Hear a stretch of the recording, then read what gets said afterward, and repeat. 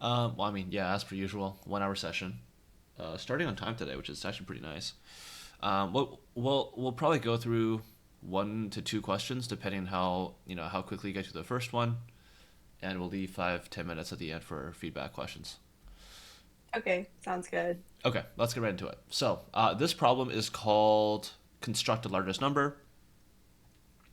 Okay, so the input to this problem is going to be a list of integers. Okay, and the output is going to be a string. And your goal is basically to arrange the numbers in the list such that it is the largest integer possible.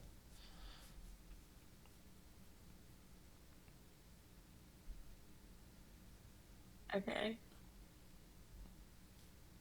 And we're returning a string because, obviously we could have a very, very large integer. In Python, this doesn't matter, but in other languages it does. So, we're just sticking to the convention of a string for this problem. Okay. Is that it? Yep, that's the entire problem. Okay. Maybe I'll come up with some examples first. So say we're given like 1, 2, 3. Then we want to output 321. Are there any like constraints on how big these numbers can be? And also like, can there be duplicate numbers? There's no constraints on that, and yes, there can be duplicates.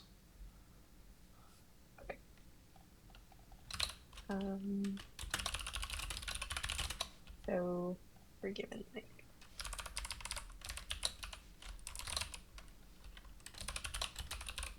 so I think we would just want to sort these numbers in descending order and then output the string version of the numbers concatenated to each other. So like in this Okay. case, if we sort the array, then these numbers will be swapped with each other, and then uh, concatenating them together will give us the largest output. Um, Trying to think if there's any edge cases where this wouldn't work. What if you mix and match numbers of different sizes?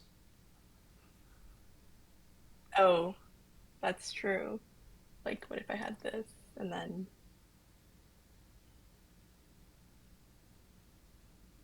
oh, then we want it to be like that. Okay, that is true.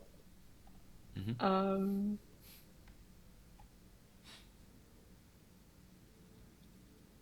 if I were to turn these numbers into strings and then like sort the array, then would the output be uh like this?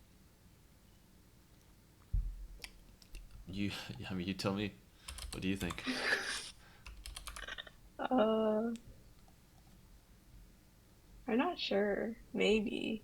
Uh, because I know like, wait, is that how it works? Uh,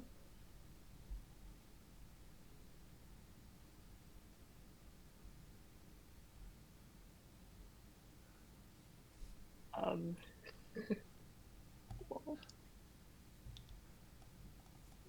because I think if there was a way to sort the numbers, Mm-hmm.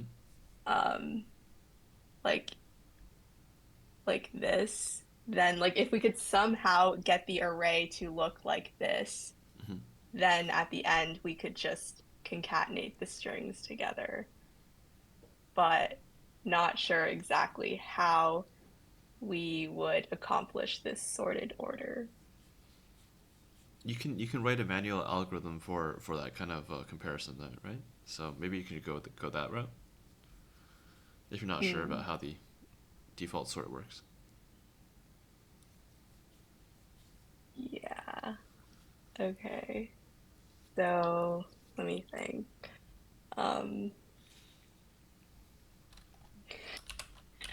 So I want to sort the input list. Um, I think the term is like lexicographically, so like in this order, and then once list is sorted, concatenate all strings to form output. Um, Hmm. yeah, I think like doing this is probably the hard part of Okay. this question. Like, Yeah. don't really know how to um, get that output. Okay. I mean, you did propose an algorithm, like, so you know you want to sort the numbers in the array lexicographically. Yep.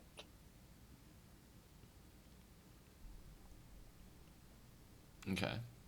Are you aware of, how to write your own comparison function?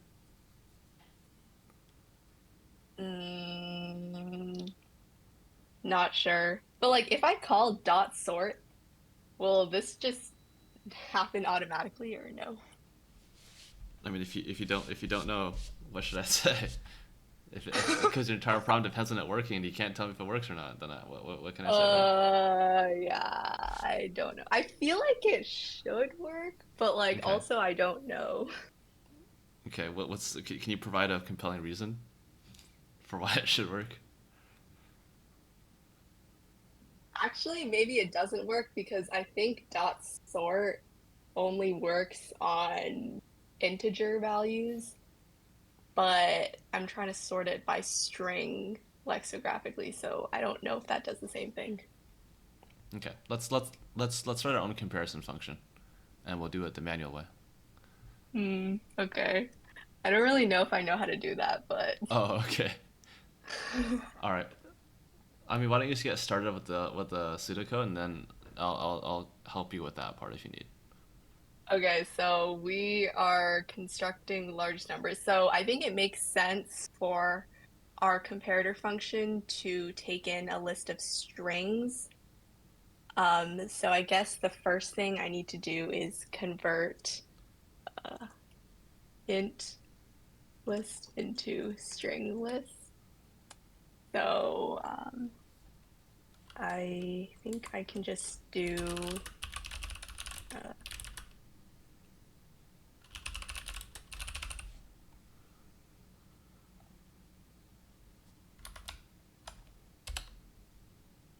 Um, I think this will convert all of these numbers into their stringified forms, and Okay. then we can call the comparator function on string nums. So once Okay. we do that, then we will have a array or like a list of strings in the sorted order that we want.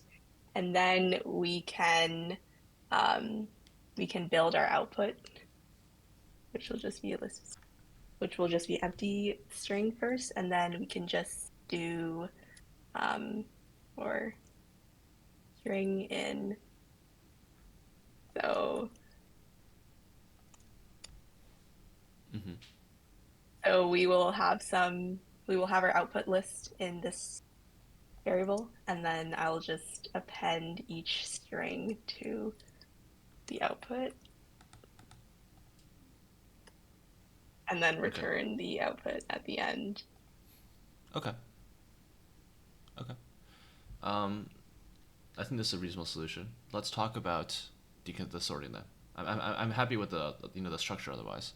So a Okay. comparator in sorting theory at least is a function which takes two inputs which consist of inputs in the list you're trying to sort, and it returns the relative order of the elements. Okay. So let's Okay. define a function here. Okay.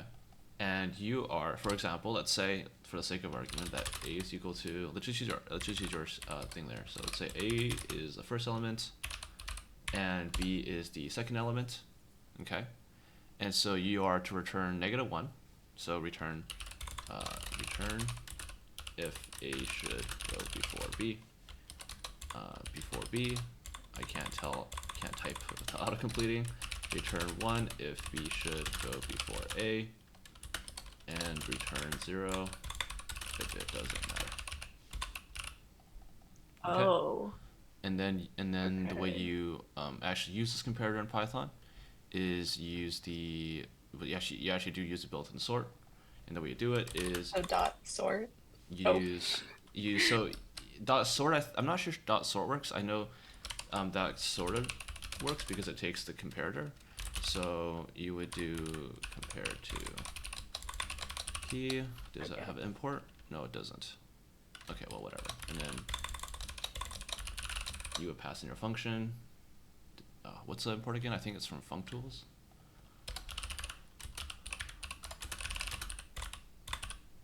Oh, there it is. Yeah, so this is how you would actually do. So this is how you would sort in Python using a custom comparator, and now it's up to you to implement the comparator. Oh, okay, wait. So then can I just Yeah, use string nums in yeah, here? it sorts it in place. Yeah, that's Oh, it. okay. Oh, okay. So the comparator function only takes in two strings to compare each time, right? Yeah, it takes in two elements. So in this case, they are strings. Yeah. Okay. Okay. Um, so how do I determine this? Um,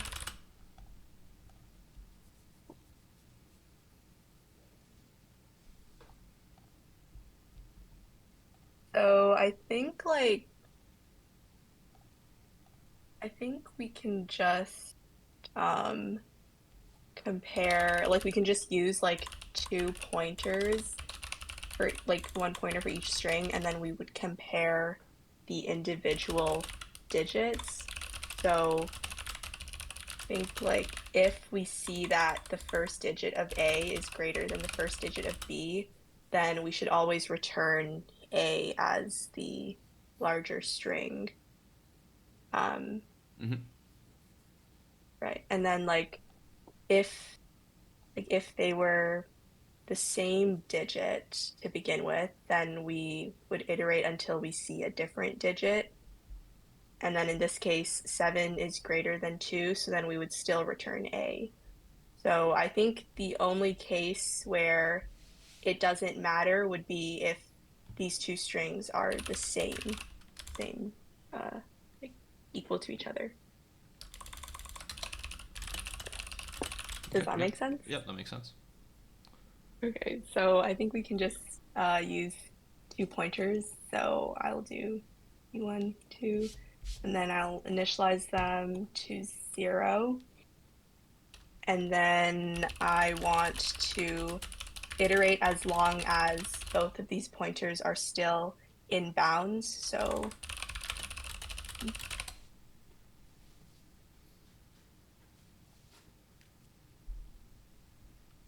and then I want to check the numbers at the pointers positions. So, um, if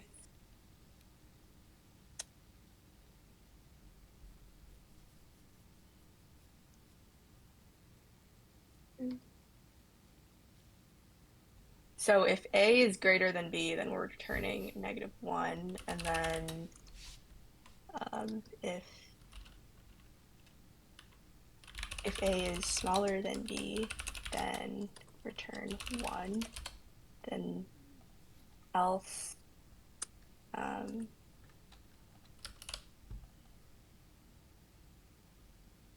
else we will just increment the pointers, I think.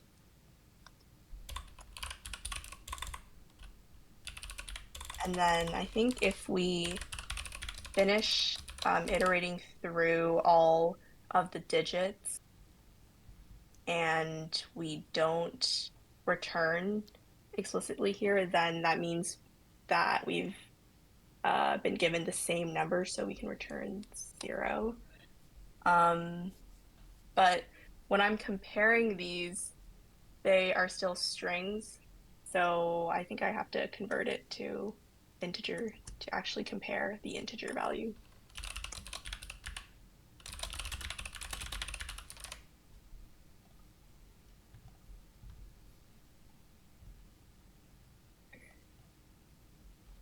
Let me see if this works for all edge cases. So if Okay. I'm comparing these two numbers, then I'm starting at the 6, and then I'm seeing if they're the same number, so I'm incrementing both pointers, and then I'm comparing the 7 and the 2, and the 7 is greater, so I'm returning -1, which makes sense. What if this is like that?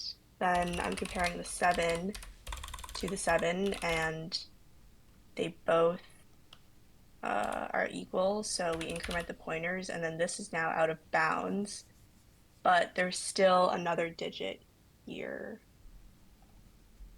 So I guess we would want to return B because this number is greater. So Mm-hmm. could say if one. So if there's still more digits available in a string, then we could return -1 for A, and then else if there's still more digits in B, then we can return 1, I think. So then this would handle this case because the A pointer has gone out of bounds, but we still have one more digit in B. So Mm-hmm. then we would return B. Um, yeah. Is that always the case? Like, for example, do we? So you're saying that. So in this case, you say that you want. So you would return one, right? Hmm. So you're saying that you always want 673 to appear before 67 in the final result. Yeah, I was also thinking about that. Like, Is that true? does the bigger number mean that we want it to appear first? Okay, like what if these were the two strings? Then the largest number would be, wait, the largest number would be this as opposed to this. Oh, so then we would want to return A first. Mm-hmm. But is that always the case? What if what if this was like a 9? Okay. Wait, what if, uh, then we would either have this, then we would want to return this number. Oh, yeah. How do I determine that? What if the number was like a 7?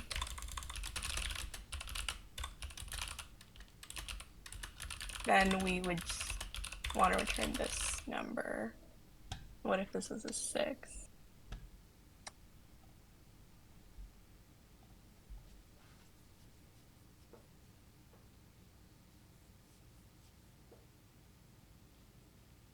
Okay, I don't know if this is correct, but Okay. like maybe we maybe we'd want to return the larger number only if the last digit is greater than the first digit, but I The don't know if last. that's always the case. Wait, sorry, can you say that again? Like, so if the last digit of B is 6, Okay. and then these are the two possible strings that we can output, Wait, are they? 667. Yes, they're sorry. Yeah. Okay. Yeah. Go ahead. then we would want to return this string Yeah. because this number is bigger. But if this was a 7, then this number would be. Wait, are they the same now? Wait. Oh, Yeah. I think you did this wrong. I think this should be the 7. No.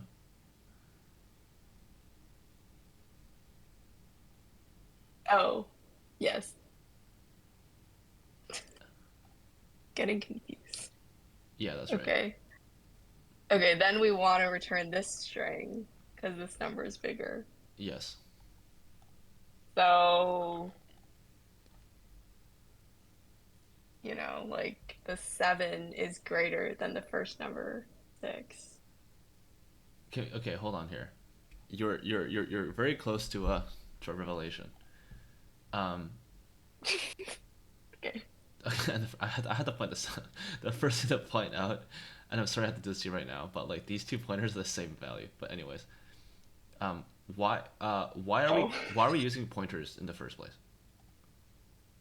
And I'm saying that because like the comparison you're doing right here, right now you're only considering comparing them if they're equal up to the smaller number, right? Like that's what you're doing with this basically, right?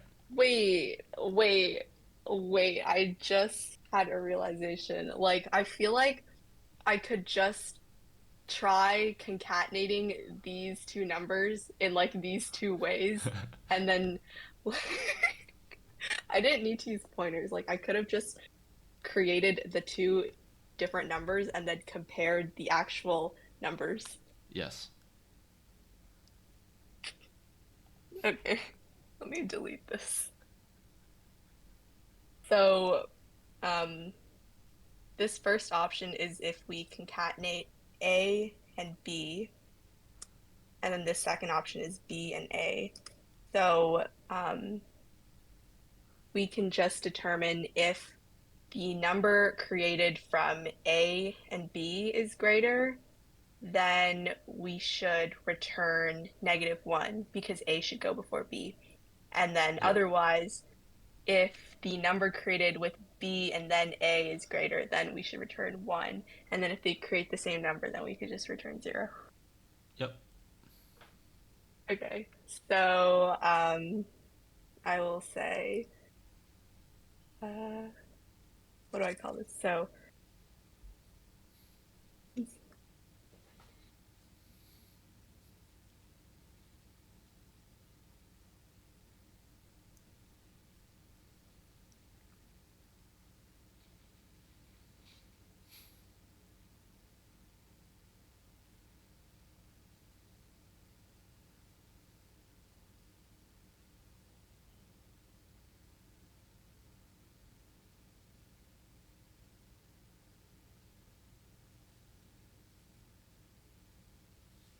okay, does that make sense?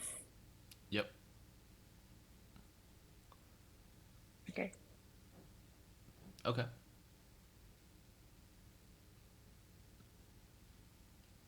Okay. So do you want to run through the rest of the algorithm just to wrap it up? Yeah, sure. So, I guess I can use this example. Okay. So I'm converting it into a list of strings. So I guess that's what my array will look like. And Mm-hmm. then I'm comparing the two numbers.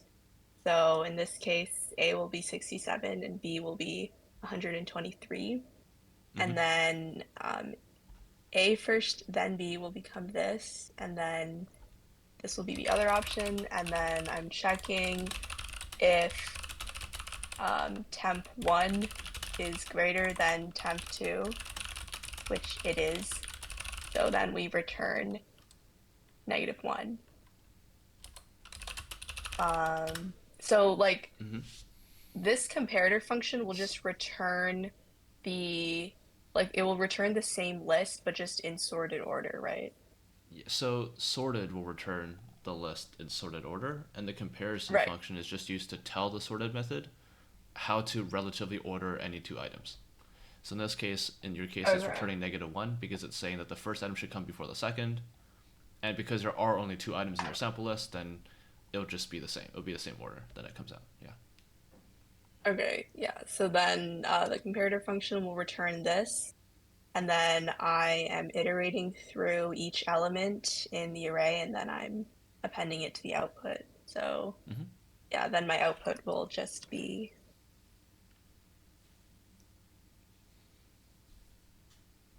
Cool. okay.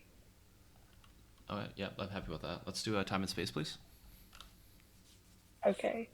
So the time complexity of this, let me think.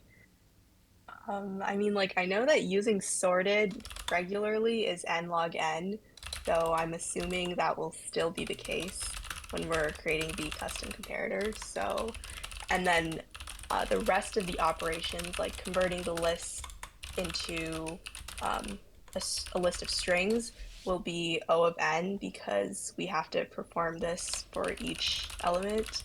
So I think the sorted part um, is what makes the algorithm n log n. So, okay, I'll write it down. Okay. Time n log n. Hmm. And then base complexity will be, so like this is O of n because we're creating the array of n size. And then in here, we're just using a constant number of variables. Um, and then, yeah, here the array is like O of n size. And then the output will contain all of the numbers in our input. So I think like overall the space complexity would be O of n. Okay. Yep.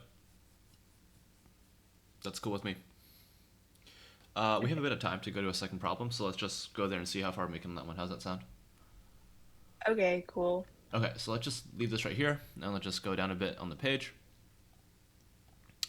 I think this problem is appropriate, so let's try this one out. So this problem is Okay. called Decode nested string, and so the input is a string. It's an encoded string, and I'll tell you about the encoding in a second.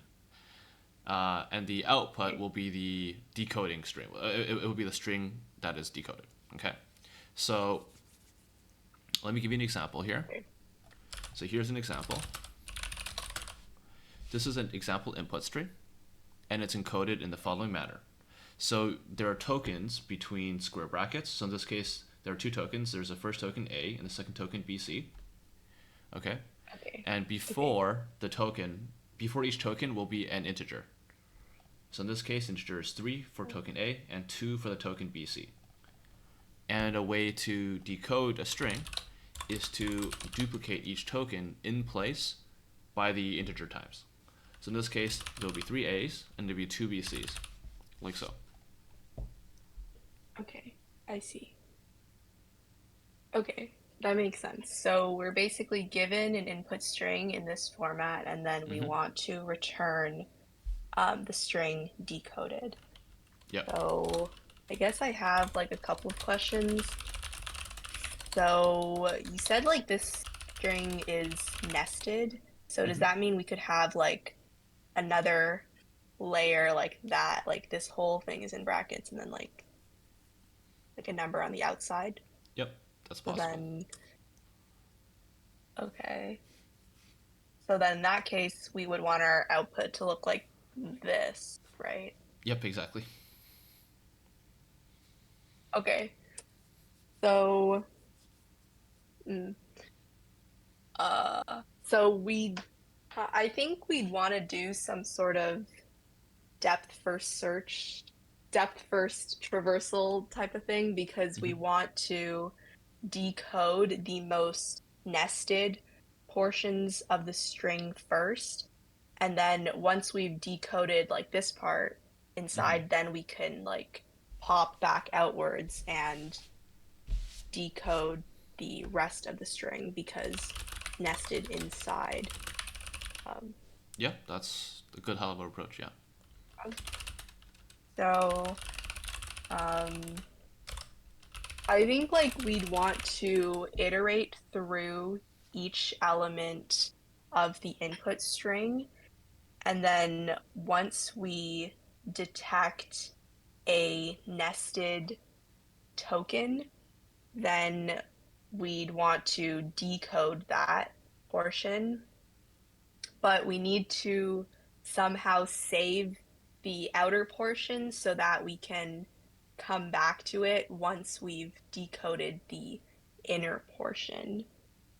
So Mm-hmm. I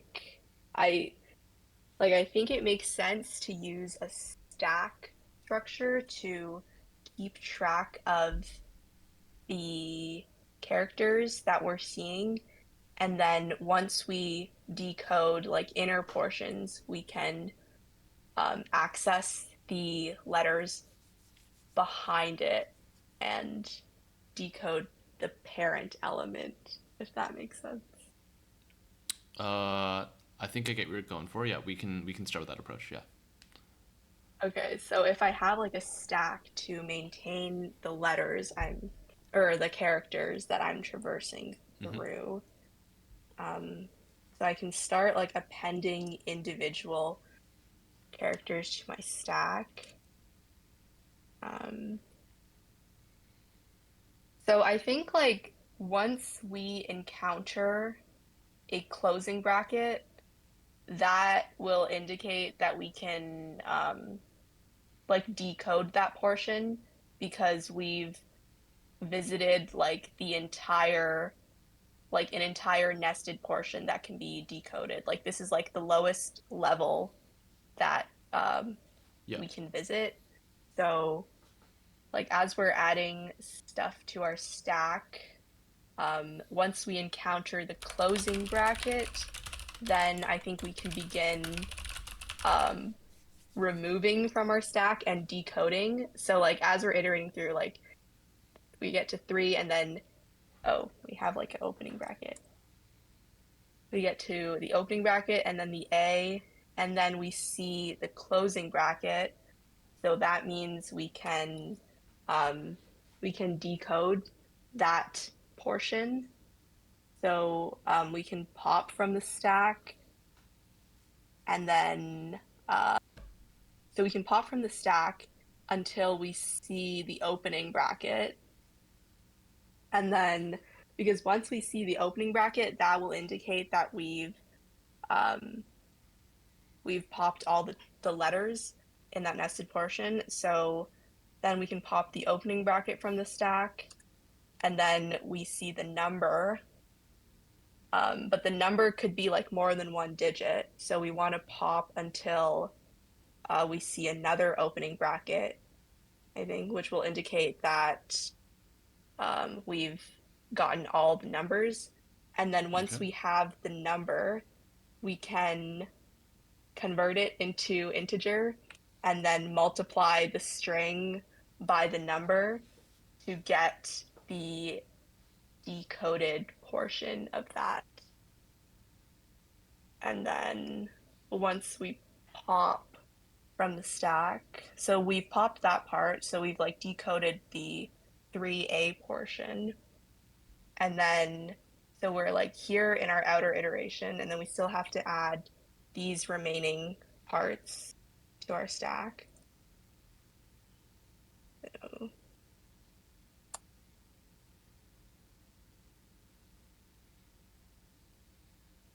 and then we see the closing bracket, so then that will indicate that we can start popping from the stack. So once we pop these two letters, that's like our string, that's like our token that we want to append this many times. So we can pop the opening bracket and then the two, and then that indicates that we want to append the token two times. Mm-hmm. So then um, this is what we have so far. I think we need to put these back in our stack because once we reach this outer level, we need to like we need this back in our stack so that we know to append these parts two times. Okay. So now the stack looks like this, and then we are at the last closing bracket. So then we can pop from our stack, and then so then we'll essentially get this, which is the output we want, I think. Mm-hmm. Yep. Sounds good. Okay, let me write out some pseudocode. So we want an outer for loop to iterate through string, and then we want to maintain a stack of maintain a stack of characters as we iterate through input. So we want to push characters onto stack as long as they are not the closing bracket.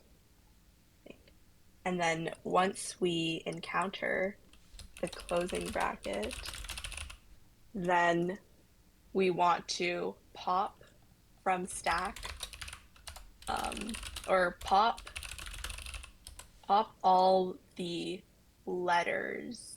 Oh yeah, one thing I should have asked is, are we only going to get these types of characters, like, or are we gonna get like, could we get like other stuff like periods or slashes or other types of inputs? They're all just lowercase alphabet characters. Okay, so then once we encounter the closing bracket, then we can pop all the letters from the stack until we reach the opening bracket. So that will give us the token portion, like the string portion that we want to append. And then we need to get pop from stack to get number, and then um, generate decoded string from token and number. And then we want to push back onto stack. So essentially, we want to iterate through all of the letters in the input string and maintain a stack of characters as we're iterating through the input. And then we want to keep adding to the stack until we reach a closing bracket, because the closing bracket will indicate that we've um, reached like the lowest level, like the lowest nested level of a decoded string. And then we can pop all the letters from the stack and then get the number and then generate the decoded string and put it back onto the stack. And then once we've finished iterating through all of the elements in the stack, then we will have, then we can join all of these. We can like, wait, what was I gonna say? We can just return the output joined. Okay. Yeah, that sounds good to me. I think that makes sense. So, okay. Decode nested string. And then we're going to take in a input string. And then I'm going to have a stack. And then I want to iterate through all of the letters. So for character in string. And then okay, so I need to check if the character is not the closing bracket, then I want to push it onto the stack.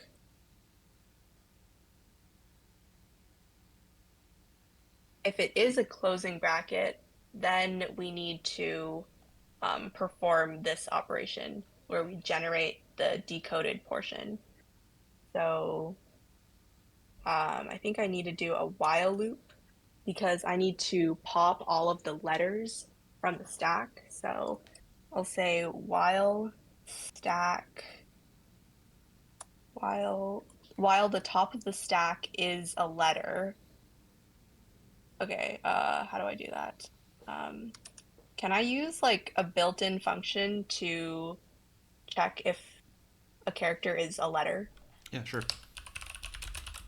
Okay. Um, I don't know exactly what it's called, but it might be like is alpha or something. Mm-hmm. Can I assume that that works? Yeah, that's fine. Okay. So while the top of the stack is a letter, then I want to pop from the stack. So um, I'm gonna call this portion token, and then I want to append it to the token. Um, Wait, let me think about this, because like I'm popping from the stack, but it'll be backwards because it's like I'm popping from the top of the stack each time, so I need to uh I think this is what I want to do. Because I want to add the popped character to the end of the token string each time. And then, okay, so then this will get all of the letters, and then I will have an opening bracket. So I think I want to pop one more time. And then I need to get the number. So I'm going to do while stack, oops, is numeric. Then I'm going to pop. So this will be a string. And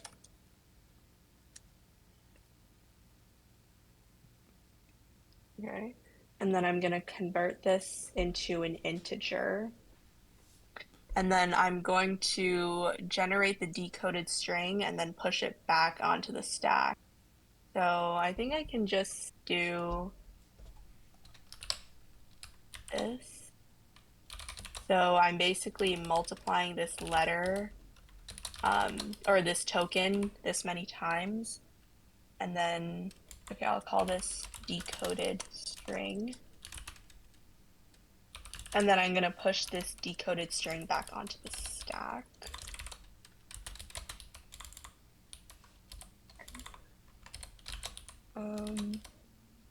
Okay.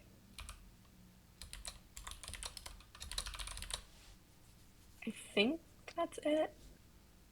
And then, so at the end, like this will be in my stack.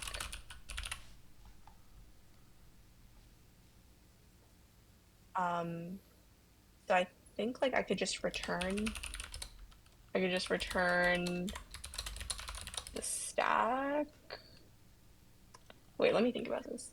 Um, so if I'm given like this input, then at the end, my stack will look like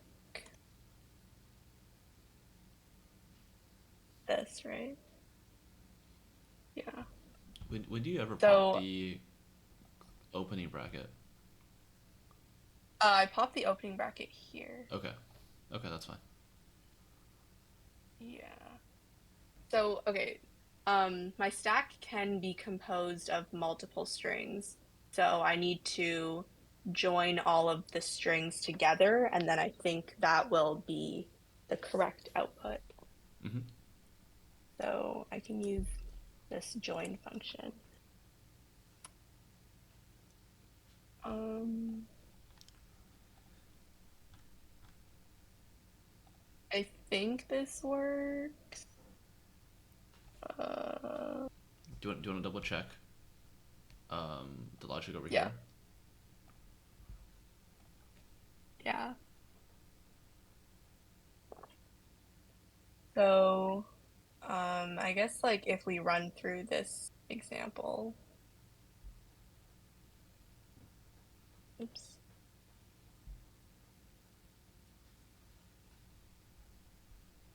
Oh, I'm adding the three, and then the opening bracket, and then the A, and then I get to the closing bracket, so then my token will look like this.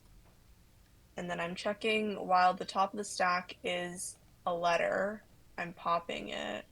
Oh, maybe this isn't that good of an example. Like, what if this was like um, a.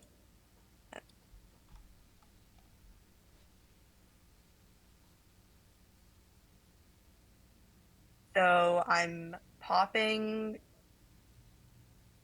So I'm adding this to the end. Wait, sorry.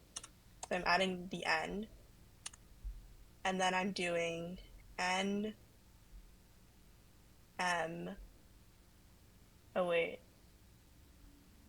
that might not be correct. Oh wait, I think it's supposed to be reversed then,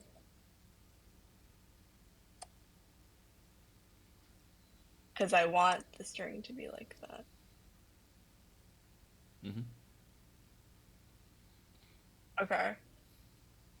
Yeah, I think it's supposed to be reversed.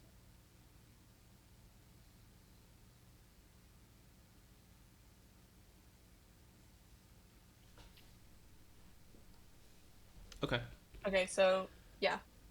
That's fine. We don't have to go to logic. We don't have time for that. Time and space, please.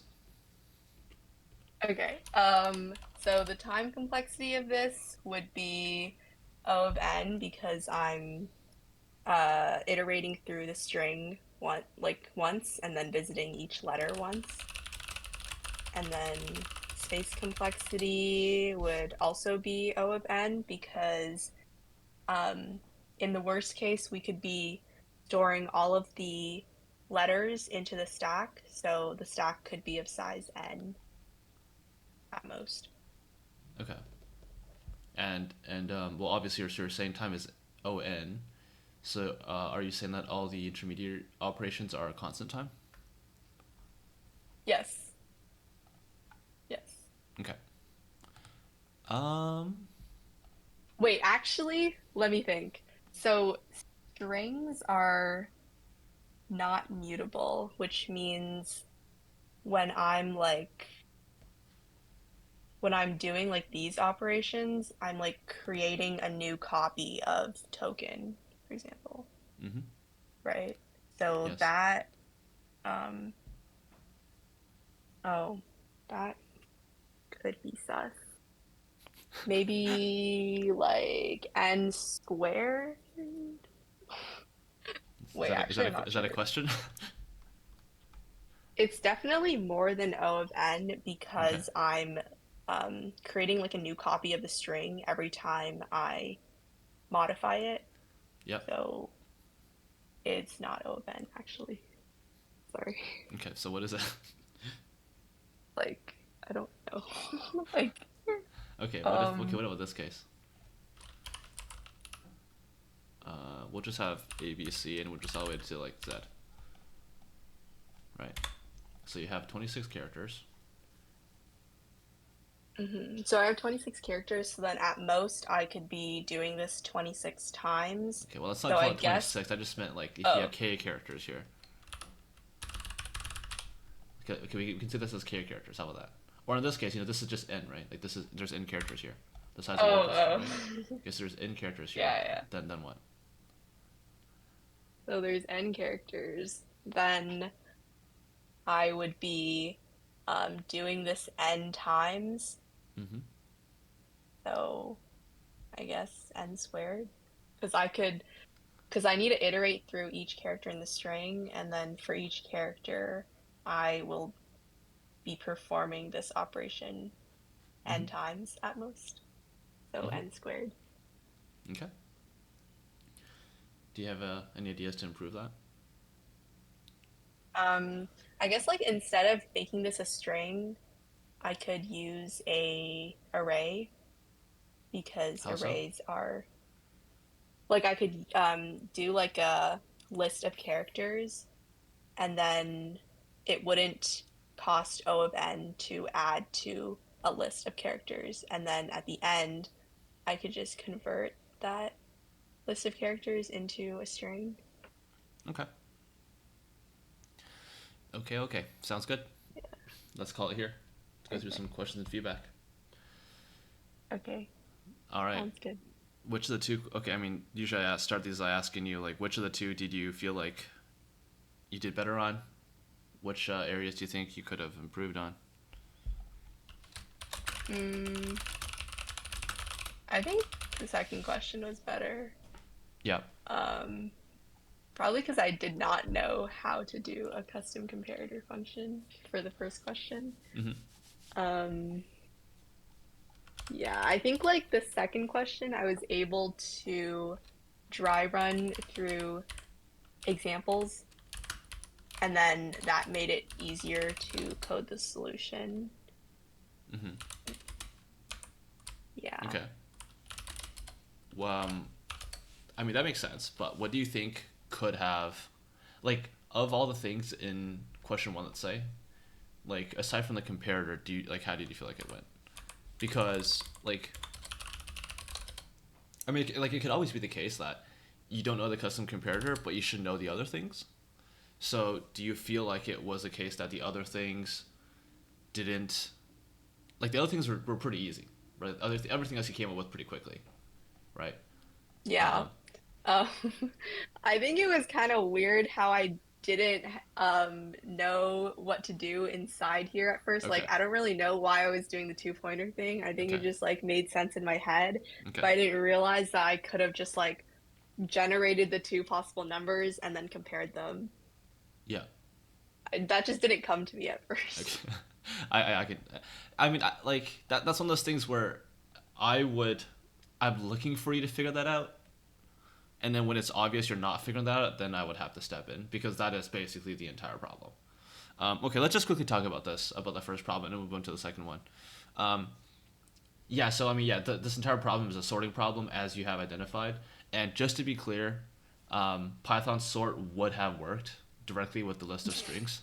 Oh, really? Yes, but the way you said it would have Okay. worked actually would not have worked because Python sorts in increasing order, and so you would have to reverse it, which you did not say. So it would still be incorrect the way you said Oh, it. But it would have oh, worked. You just would have needed to reverse it. But anyways, that doesn't matter because you couldn't convince the interviewer that you knew. So you would have to implement it. And in general, this is a good pattern to know. And by the way, this you can use either the sorted or you could use dot sort, which sorts it in place. It's the same difference. It doesn't really matter. But the key thing to understand here is that there is this custom comparator, right? And in this case, the custom comparator wasn't actually needed, but you can imagine how this might be needed for some more advanced problems. And so this is something that you should learn and get under your belt. I don't know if you've taken like any okay. theory courses about sorting, but this is one of the fundamental theories of sorting, which is that if you could determine the absolute ordering or relative ordering between any two items, then you can sort a list in like in time guaranteed. So this is where that kind of theory comes to play, which is where you need to define the correct comparison function. Now, one thing Okay. that is correct. So this is one of those things that is correct, but I couldn't tell if you knew at the time, and that is because, like, if we had like a third element, let's just call it, I don't know, let's call it four. Doesn't matter.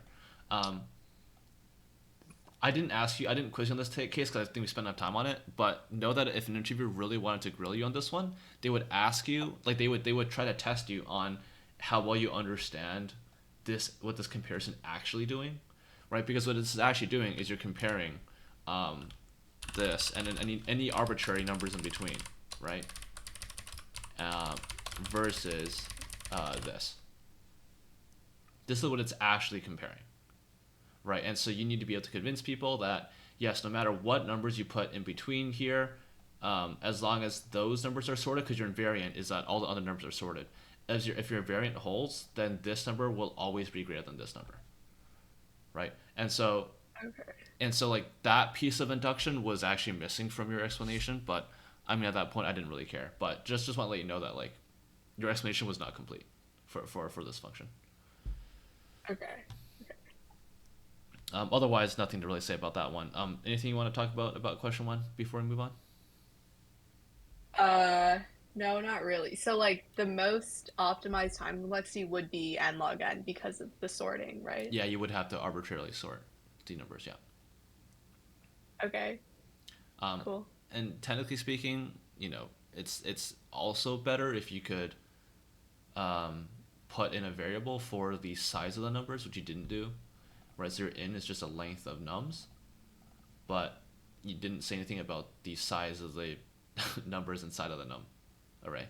So ideally, you would Oh, actually be using okay. two variables for this for the time complexity here. But that's a small detail. Most people probably wouldn't care about it, but that does matter, especially in Python Okay. when the integers are not bounded in size.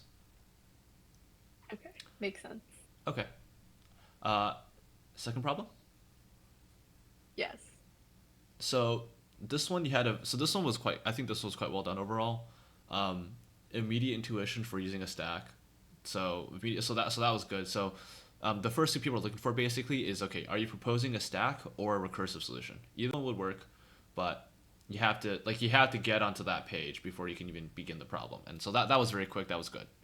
And in general, these sort of problems where you're basically looking for so you're traversing something. In this case, it's a string. You're looking for a special signal, in this case a closing bracket, before you start doing some processing, right? So this sort of pattern is very common in what we call monotonic stack questions. This is a question where you build a stack up until something happens, you process something, and you continue building it up. And if your algorithm is correct, then it's guaranteed that the final result will be the correct answer. So in this case, that would be your final stack which you join together, right? So I think overall this approach is well done. This was quite well led in terms of just doing stuff yourself. Again, these are one of those things like the is alpha is numeric. That's stuff you just got to know in Python. In this case, you're actually correct about it, so that's good. Okay, okay. Um, Nice. but if you're using them, you should have more confidence in general. Uh, Yeah, I feel like sometimes I say things and it sounds like I'm asking a question which would indicate a lack of confidence. So I need to work on that. yeah, especially if you are confident, then you should just say it. Um, I mean, if you're Yeah. not confident, then you try not to be wrong. But it's fine to like say, oh, I think there's a is alpha function. Can we assume it exists? Blah blah blah. Usually it's fine. Because this problem isn't really testing regex skills. That kind of thing doesn't really matter. But um, okay, so that's fine. The implementation was okay, but again, the time complexity we kind of got in that one at the end wasn't quite right. And you did kind of okay. Well, before we get there, so you stopped yourself from implementing the token plus equals stack.pop probably, right? And then you just implemented the exact same thing in the longer form. So that's probably one of those cases where you had the right idea to be careful about what's going on, but you didn't. But you didn't actually do anything with that caution, right? So this is one of those things where Right. like it's good to just if you have the time, good to run through an example so you can convince yourself it's correct. But also you can just right when you write this, you can just say, hold on, let me just try an example real quick, and just do an example on the spot just to convince yourself it's correct. Because this is one of those things where like I've seen so many times and I know it's incorrect. I'm just waiting for you to correct yourself, and if that's not coming in, then I know that like this isn't gonna work, right? Like, and I have to prompt you later on for you to fix it. So depending on the time, Right. right? Again, like one of those things, the interviewer can say, okay, start from the top, try this input, and just watch you spend 20 minutes doing this example again. Right? In this case, I just wanted to let you know that yeah, that logic is backwards, and you got to fix it. Which you did do, right? But again, it's better if you just catch it yourself, especially if you actually said yourself that this is like, oh, we got to be careful here, right? Yeah. Um, Oops. yeah, that's whatever. Okay, and then the time complexity being wrong, that is a bit more egregious because that like this is one of those things where if you're using a programming language, like you should be knowing what's going on, right? So whenever you have a string, you're processing a string, that's questionable, right? It's immediately questionable when you process strings, especially in Leetcode. You should try to be careful about that. And if you do, like it's gonna be okay, but you just gotta get the complexity correct, right? So in this case, where you have in characters, you are gonna be in squared, right? Because you're going to be copying this on in times in divided by two times on average. So it's not that you can't do this in lead code. It's that you have to call it out and propose a valid alternate solution. And by the way, Okay. So then if I were to use a character array, then it would be O of n time overall. so that's the second part I was going to get at, which is that's also wrong because well, it's not that it's wrong, but it's that you didn't say how. So for example, if this is what you said, okay, make this a list, make this token dot append. Okay, you know what? I'll do it this way. Can I copy this line? No. If you did it like this, uh, token dot append stack dot pop. Right. If you did it like this, no, you would be append zero. I think is how you do it in Python. I don't know. Anyways, append to the front. Like, I mean, you know what I mean, right? So, Yeah. was it insert? I think it's insert. Okay. Uh, Um, okay. this would still be in square time. because to insert anywhere that's not at the end takes end time.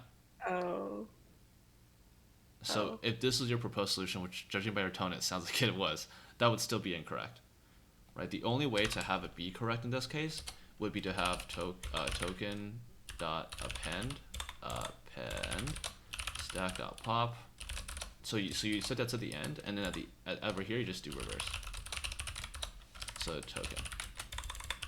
oh, So this is constant time, okay, and this is O in time, which is fine, okay, right? So this would be how you have to do it. Um, so if you don't think of that, then again, um, that's the same. It's the same pitfall. I see. Yeah, but there's your little lesson for today. Otherwise, yeah, space is fine. Space is correct. Again, I think that justification could be probably bolstered up a bit, and especially like in general, the time and space complexity being correct is honestly not the hard part.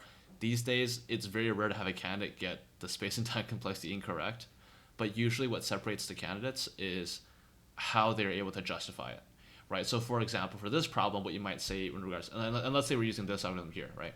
What you might say for the time complexity is, we are at most processing every token twice. So we will add every token onto the stack exactly once, and we will be adding, and we will removing every token from the stack exactly once.